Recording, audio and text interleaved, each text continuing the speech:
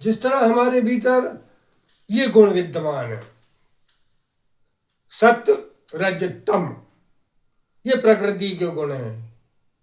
प्रकृति के गुण है, इसका विनाश तो बिल्कुल असंभव है। और आत्मा गुणातीत है। गुणातीत होने की वजह से इस आत्मा के ऊपर गुणों का कोई असर नहीं है। बाकी मन पे, इंद्रियों पे, बुद्धि पे ये बराबर गुण असर दिखाते हैं। आपकी बैठक सत्वगुणी होना चाहिए। मन भजन में रहे, मन भक्ति में रहे, तो आपका सत्वगुण लगातार बढ़ता चला जाएगा।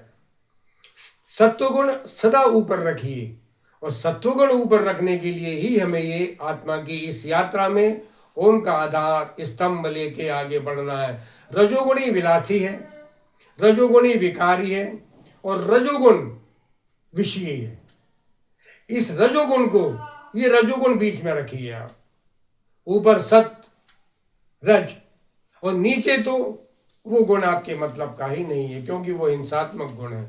उससे हिंसा उत्पन्न होती है, हिंसा की उपज होती है, और तमाम प्रकार के वे विचार, ये आपके रास्ते का ही नहीं है ये गुण।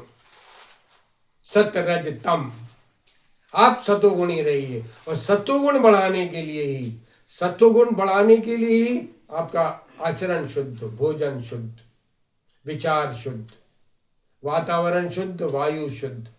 इसीलिए सुबेरे सुबेरे का समय है, सुबेरे के समय में आप उठिए आनंद के साथ, क्योंकि इस आत्मा, ये जो आत्मा रूपी जो आपका स्वरूप है, इस स्वरूप में स्थिति अगर लाना है, आपको आत्मा को जानना है। आप आत्मा आपका स्वरूप है, निजता है ये आप, ये निज रूप है। और इसी से जो आत्मा मिलेगी आपको, क्योंकि आत्मा जब भी मिलेगी वो कभी आधी नहीं मिलेगी, पूरी की पूरी मिलेगी। इसीलिए शास्त्रों में कहा है पूर्णमद पूर्णमिदम पूर्णात् पूर्ण मुदच्यते पूर्णस्य पूर्णमादाय पूर्णमेवावशिष्यते। ये जब भी मिली है, जिसको भी मिली है, ये आदि है, अनादि है। जितने भी ऋषि मुनि, बड़े बड़े योगी, तपस्वी, ब्रह्मचारी, जिनको भी आत्मा मिली है, ये सदा पूरी मिलती है। ये कभी किसी को आदि नहीं मिलती है, क्योंकि आत्मा राई बढ़े ना राई घटे, क्योंकि ये आत्मा है जो ना तो राई के बराबर बढ़ती है, ना राई के बराबर घटती है। ये सदा एक सी रहती है। और ईश्वर का अस्तित्व, परमात्मा का अस्तित्व सदा है, सर्वत्र है, सब में है, और समान रूप से। ये ईश्वर की परम सत्ता है। इस संसार में कोई भी चीज आप उठाकर देखिए आप, और उससे आकलन करिए, क्या ये सदा है, क्या ये सर्वत्र है, क्या ये सब में है, और क्या ये समान रूप से है। मगर आत्मा, परमात्मा सदा है। वो पहले भी था, आदि था, अनादि था, सदा सर्वत्र सब जगह पसरा हुआ है, चारों तरफ साम्राज्य उसी आत्मा परमात्मा का। सब में है, सब में है ये एक। कोई भी वस्तु इस संसार की चीज वस्तु ऐसी नहीं है जिसमें उसकी सत्ता ना हो। सब के भीतर गहन सुषुप्ति में आत्मा है, सब में है। जीव जंतु, छोटे से छोटा जीव, सूक्ष्म से सूक्ष्म जीव, विशाल से विशाल, विराट से विराट, जो भी है सब में है। वो सर्वत्र है और समान रूप से है, सब में है समान रूप से। समान रूप से यानी किसी में घट बढ़ नहीं है। ये मत समझ लेना कि ऋषि अष्टावक्र में आत्मा बहुत बड़ी थी, आप में नहीं है, आप में छोटी होगी। नहीं नहीं, ये बराबर है, बिल्कुल समान रूप से है। हमें सिर्फ इस आत्मा को जानना है, और इसी आत्मा को जानने की ये हमारी आत्मज्ञान की यात्रा है, अखंड यात्रा है।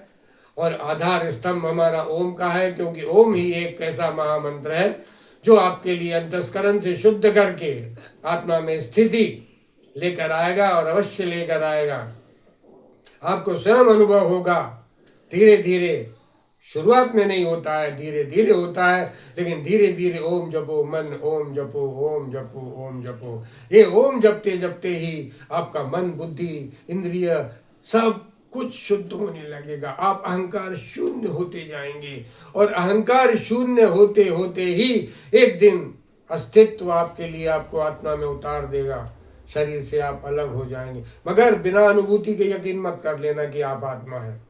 भले ही आप आत्मा है, 100% नहीं, 101% आप आत्मा है, मैं कहता हूँ, लेकिन आप मत यकीन कर लेना जब तक आपके लिए आत्मा की स्पष्ट वेदन शुद्ध अनुभव ना हो जाए आपको आत्मा का। जिस दिन आप अपने आप को बैठे हुए, लेटे हुए, सोते हुए जिस अवस्था में अस्तित्व आपके लिए उतारेगा, जब तक आप अपने आप को शरीर से अलग ना देख लो या अपने से शरीर को अलग ना देख लो, ये दोनों स्थितियां बन सकती हैं आपके साथ और आप आत्मा के रूप में स्थित हो जाओगे।